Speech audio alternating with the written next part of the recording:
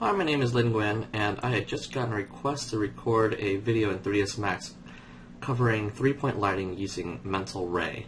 So I'm using 3ds Max 2013 right now, and what I'm going to do won't really vary between the different versions of Max. So here's my scene. I just have this lovely teapot with a little base and a plane. Nothing special with the plane. I just made it fairly large. I'm going to make it a lot smaller. Let's do a 50-50. And it doesn't really matter if you have lengths, segments, or anything. So right now, if I just zoom out, I'll see there's a fairly large plane, and there's a camera pointing directly at it. I recommend having a camera before you start doing any type of lighting. So find the view you like a lot and create the camera for it. Alright, so first off, let's go over to the lighting tab in the Create menu, and I'm changing it from photometric to standard. And we'll be using the MR area spot. Some people use omnis, I just use all spots. And I always recommend building everything from ground up. So let's start with our material. Lighting materials go together. And right now I just have a very basic one, so if I press M, they're not using anything special right now. So I'm going to go in here and I'll just set it to, I guess I can just use a blend and give it some sort of specularity, just a little bit, and give it a slight highlight. I'll apply this to my teapot.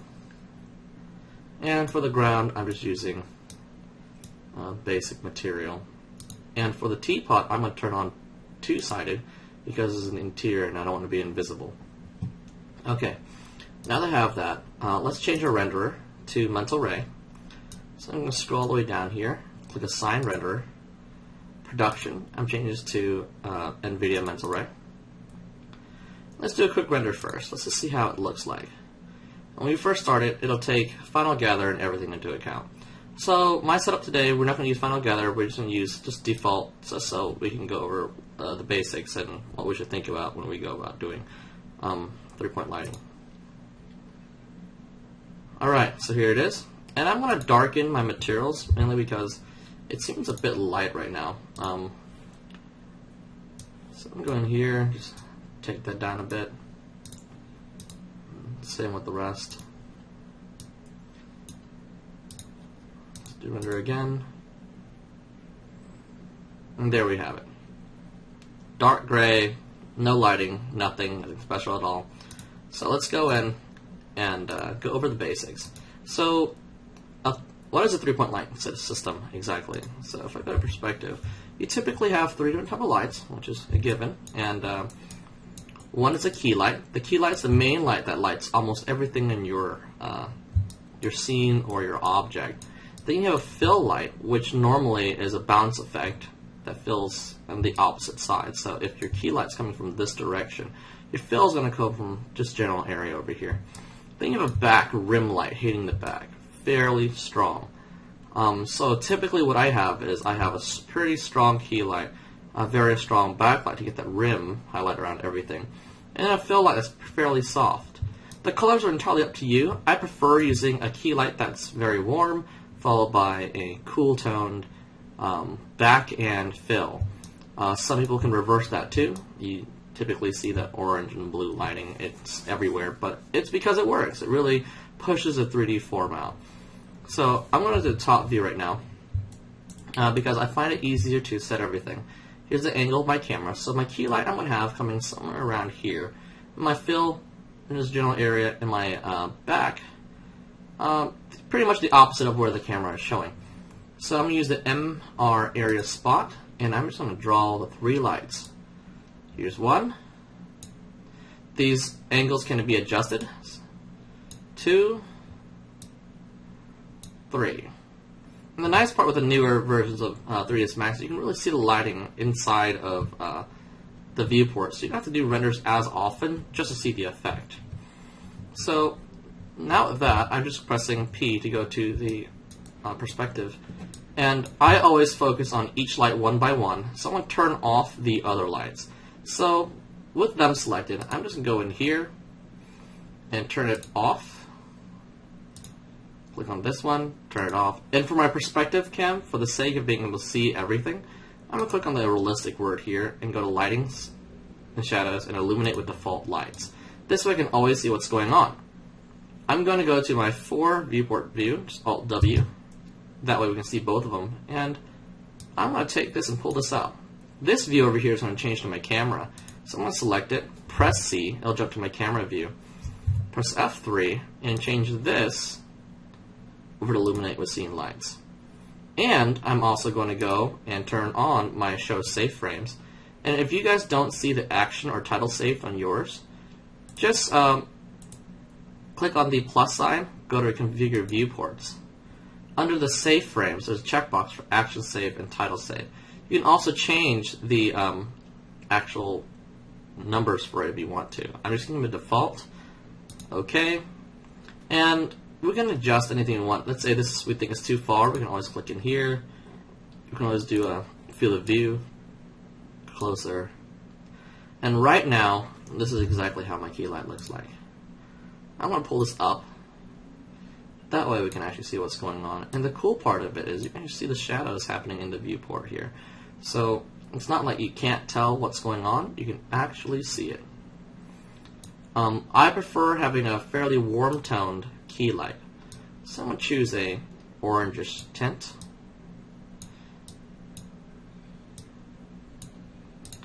And increase my multiplier value.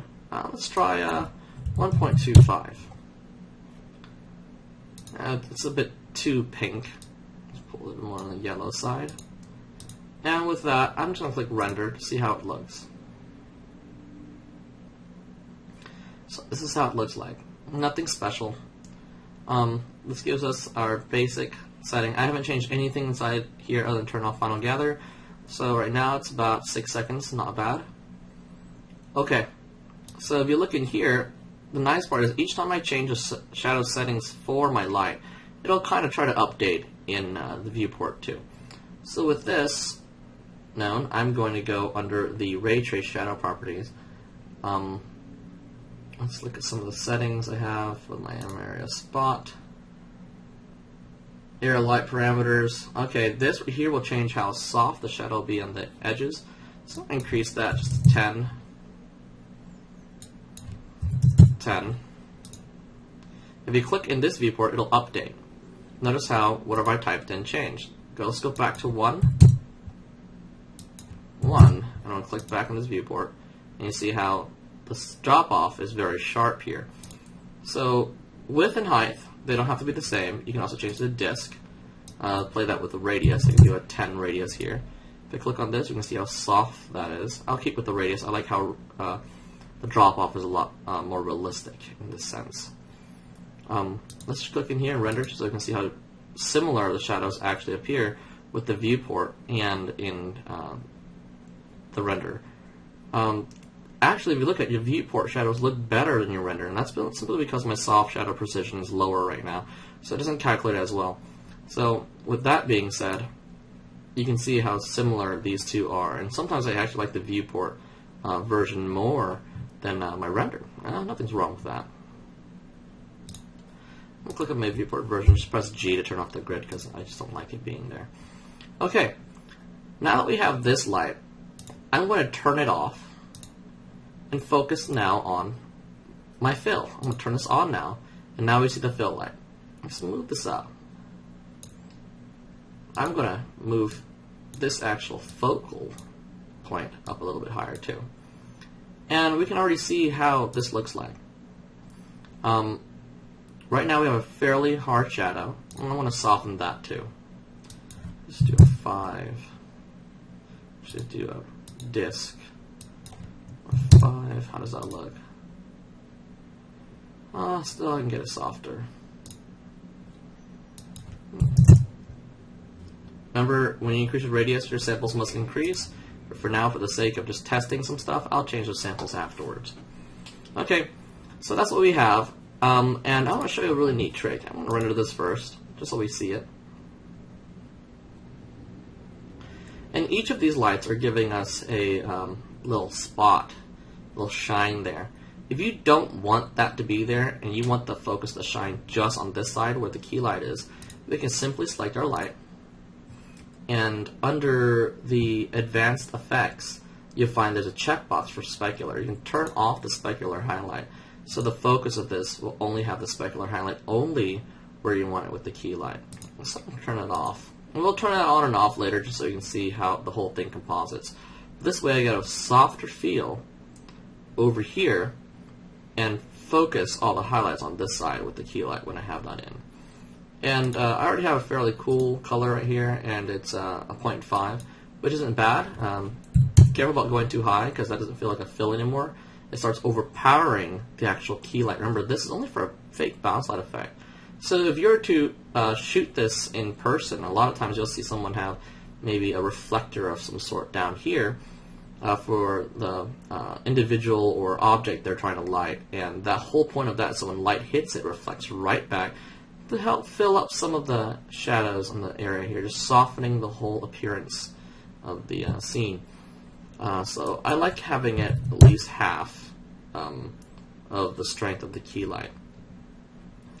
And now that we have this, I can just turn this off now and focus on my backlight here.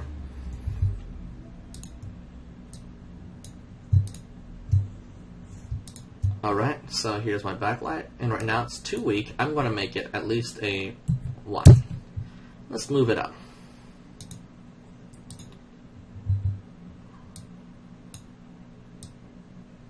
Turn it on. That helps a lot. Let's find out where we want this highlight to be. We can already see that in the viewport, which is nice. Some people like a very high one. I like to just keep it a simple rim. And you can either have one side show more than the other. That's entirely up to you. And I'm going to move its target up too. That way it doesn't shoot down, only focusing on the floor right here. Let's select that light. Same thing as we've done before. I'm going to change the disk. Give myself a wider radius. That way it gives me a softer shadow. I'm going to make this not as blue. I'm going to make it a little bit more to the white side right here. And let's increase that even higher. Let's make that a 2. The whole point is to really get that shine in the back. We can render this to see how it looks. It looks actually pretty neat. And the shine all across, catching some of this. I think I might a little bit more on this side. I'm losing it. So I'm going to take this right here and just move it a little bit more to the side. That way I can get more of the rim on this side, and I really like that. As you can see, the viewport really matches very closely to the render. So don't feel the need that you have to render for every single one of these shots. Also, my anti-alias is lower. That way, that's why you still see some of those spots and whatnot. Okay, now let's turn all the other ones on. Let's see how they look together. We'll click on this, render.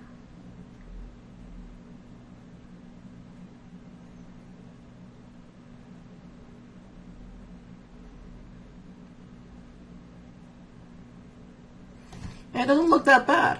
What I'm going to do is I'm going to increase my cone. That way it really covers everything. So I'm going to get that weird shadow back there. And we get that nice cool tone here, warmth tone, kind of a coolish tone in the back, really pushing this object forward. After we play out with our fall off and drop offs for everything, we're also going to render an AO pass and composite that inside Photoshop. So right now, it doesn't look bad. There's some things I still want to play with. And I'll show you the difference between the highlight. So right now, you see there's no highlight right here because I turned off specularity for it. Let's turn that back on just so you can see how it looks.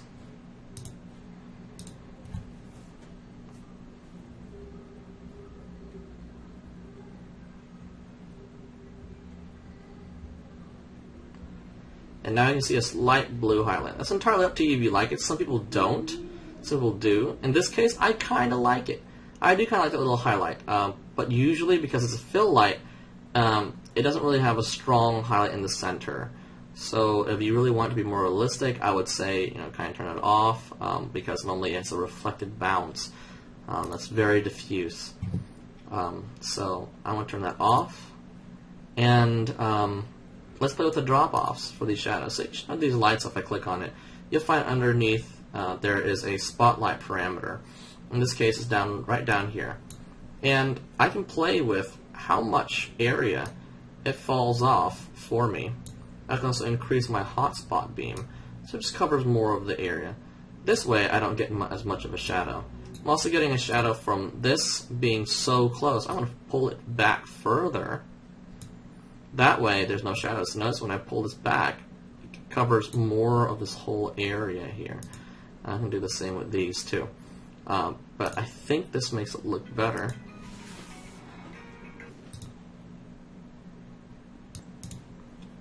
Alright, so now that we have that, what I'm going to do is let's build ourselves an AO shader. It's really simple. I'm going to press M. Choose any of these empty ones. And I'm just going to go to the... We can either load it into self-illumination, in diffuse, or etc. I'm just going to go here to standard, go to mental ray. For surface, this treats it as a surface shader, so it ignores all lighting. I'm just going to go scroll down to the ambient reflective occlusion, and I can apply this to the entire scene. Let's see how it looks like to start with, though. So I'm going to press F10 to go to my rendering options. There's also this button right here. And under processing, there's a material override. This overrides every single thing in the entire scene, replace it with the material that you want. So if I check that box on and just drag this right in, use an instance, then whatever I render right now will take that material into account. So now this is the default settings we have set up for our ambient occlusion. As you can see, it's very noisy, very splotchy, and that's simply because of the samples. If you increase the samples to a higher value, it'll start smoothing out. I recommend just keeping powers of 2, so I'm going to use 256. And the spread, the higher this value, the softer these shadows will come out. So I'm going to set it to a 0.9 and just keep the max distance at 0.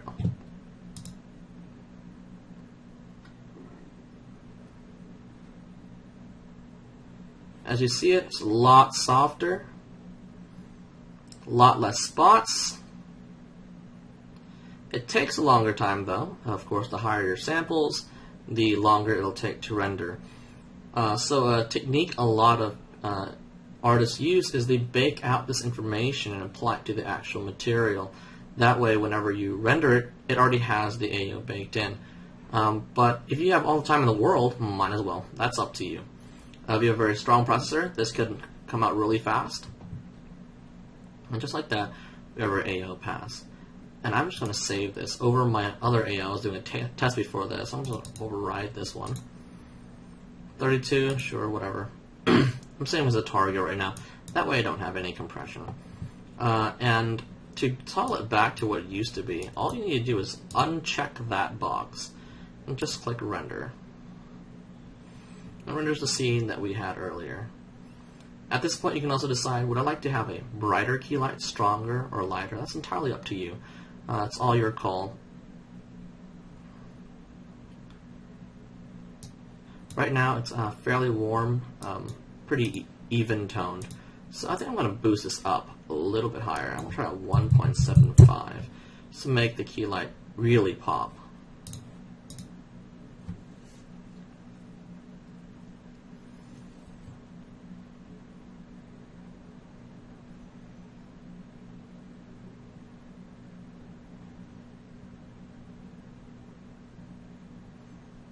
And there we have it. Basic 3-point light setup. You can always try varying it, change the strengths, colors, entirely up to you. I just figured let's go keep it simple, just use a teapot. Later I'll make another tutorial called the Studio Light Setup. I prefer that one a lot more than 3-point light setup. But just for simple setups, this works great. I'm going to save this over my old color. And I'm going to go to Photoshop now and just open both of those files. So I'm going to just open both color and AO. Here's my color, here's my AO. I'll tear this off right here. Using my move tool, I'm just going to select this, hold Alt and Shift and drag it. it'll drag it and drop it exactly over where it was supposed to be. And close that one out.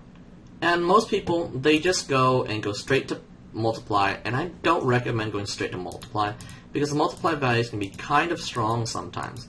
So I'm just going to duplicate this real quick. Just pressing Control J will duplicate your previous layer. Turn that off. Go back to the original one. I want to dial this down. Like I said, I always think it's too strong at max, but it does bring a lot of depth back into the scene. So maybe at a let's try 60%. I think that's fine. And then I also like to apply it again. Instead of a multiply though, I go and apply it as an overlay with a significantly lower value. And so I'm going to bring that down to 30 or 25. This helps pop back some of the colors that are darkened because of the multiply. And it pushes it back out. And still keeps the other parts dark. And it softens. I really like this feel. Sometimes I take another one and apply it with a soft light over everything. And it starts evening out the colors, really brings in some of the cool tones that you lose a lot in the original render. So this is what I typically do for this. And if I find it too strong, again, I just dial it down just a bit. And this is my render.